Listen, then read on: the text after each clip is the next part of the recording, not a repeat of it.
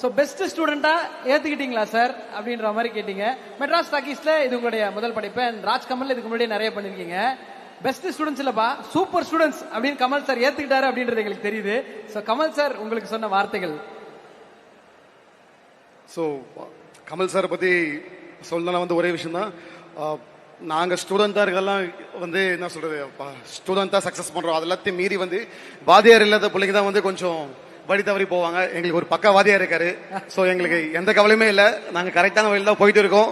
So each and every thing as per sir advice is going. So we are very happy to be a part in this. Thanks Kamal sir, thanks Mani sir. இந்த நேரத்தில் வந்து கண்டிப்பாக Rajkamal films பற்றி சொல்லி ஆகணும். So நம்ம நிறைய production work பண்ணியிருக்கோம்.